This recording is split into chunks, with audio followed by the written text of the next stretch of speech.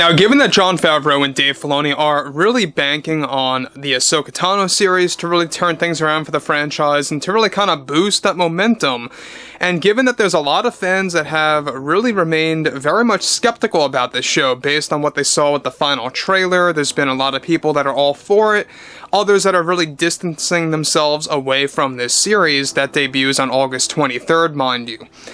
This is Mike Zero. Subscribe if you're new and like this video to see future updates. I'm also on Twitter at Mike01. I thank you also very much for the great and kind support.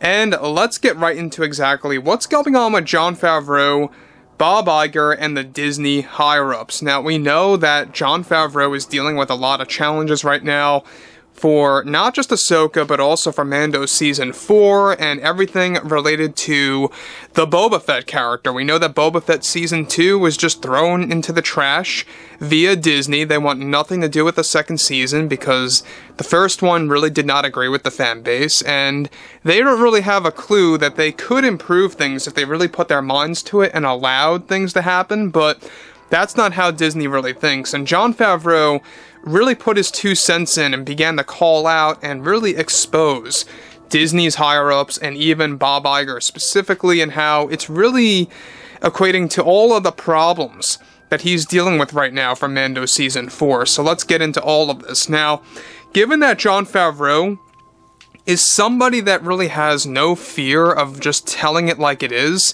when it comes to Disney Star Wars, why he signed up in the first place, what his true intentions really are with this actual franchise, is the only reason why I respect him to a specific level. However, on top of this, with Jon Favreau dealing with many issues related to Disney's budgeting limitations, he recently delivered some significant pieces revolving around Bob Iger and, of course, their strategy with Star Wars. Favreau went on to state the following: "Well, when I signed on for Mando Season 4 again and got the ball rolling with that, when I was revising the script, Iger and those high up at Disney specifically requested that he bets, of course, all odds to make this show sell, and was to really focus on that using more Grogu footage and more to go against the younger audiences to get them into the show, to tune in more. I said, hey, look, that's great and all, but this series can't just be all about Grogu. We have other side stories to tell for Din Djarin and other big-time characters that I plan on bringing into this story. They and Iger really wanted me to kind of just embrace this rinse and repeat style for The Mandalorian, and I wasn't all for it. They wanted me to withdraw my plans that I had with Luke and continuing his story because I know that's what the fans really want at the end of the day.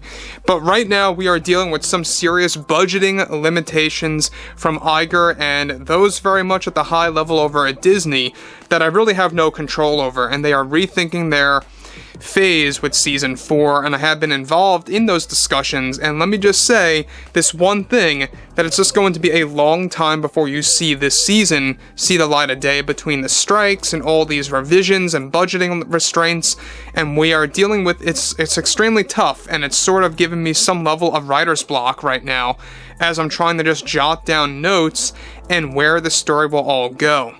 Now guys, let me just pause here about what Jon is really kind of just giving out to the fandom here, is that he really is saying that this is all really true about what's been going on with Mando Season 4.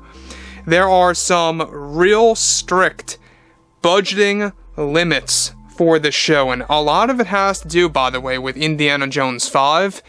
Given that it was such a box office failure, it did indeed create a domino effect. We talked about this last week on all Star Wars projects moving onwards. This, of course, equal to the cancellation of Ahsoka Season 2, and just focusing on spin-offs instead, as well as really reducing the budgeting for Mandalorian as a whole. Alright, so Mando Season 4 specifically.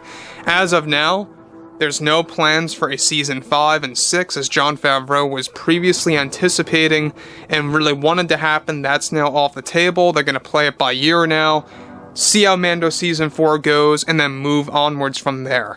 So initially, Jon would just be endlessly writing scripts. He would be writing Season 2, Season 3, and leading into 4 and where the story would be going. And now it's all about really trying to figure out what in the world is going on with the 4th one.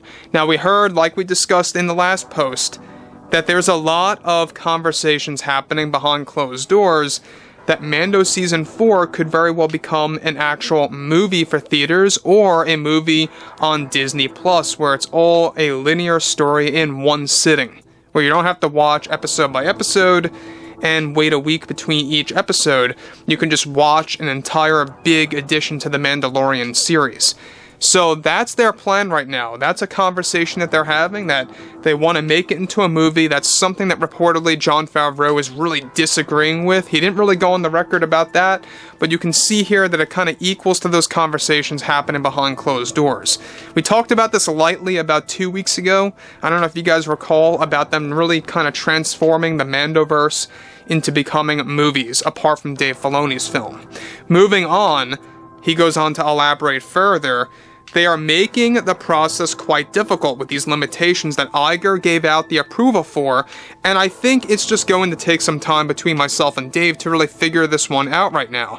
When you are dealing with a corporate ladder, they tend to be the ones that strip your vision away, and I'm trying to protect that at all costs. Let me just say, IGER and everyone else isn't making the job any easier, but I will continue to brainstorm during these stagnant times.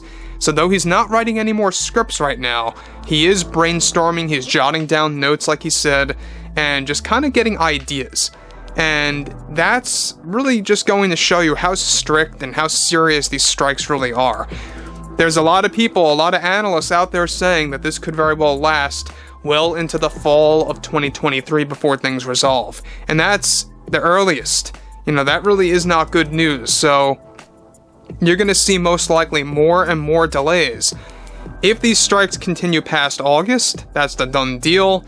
A lot of projects are going to get updated release dates, and that's not good for things like Deadpool 3 or the Rey movie, which I don't know who in the world is looking forward to that. If you are, that's fine, but nobody was asking for this. And let alone all the other Star Wars projects and everything associated with Marvel as well. It's going to get shifted. So, anyway, I think that Favreau makes a very good point here that it is the corporate ladder that tends to get in the way of telling your vision the way that you want to tell it. It's always the producers, it's always the executives, right, that get in the process and really kind of just dismantle that.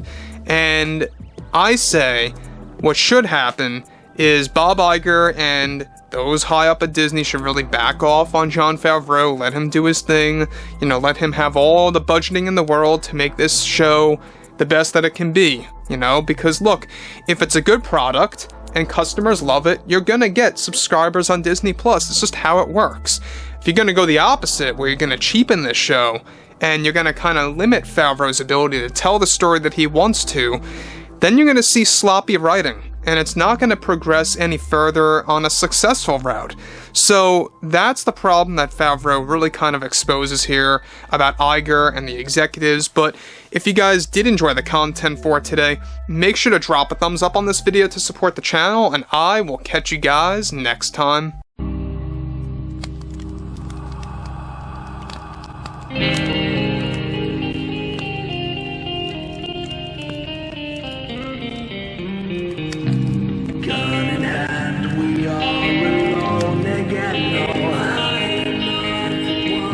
From night to moon, we hear them moans again.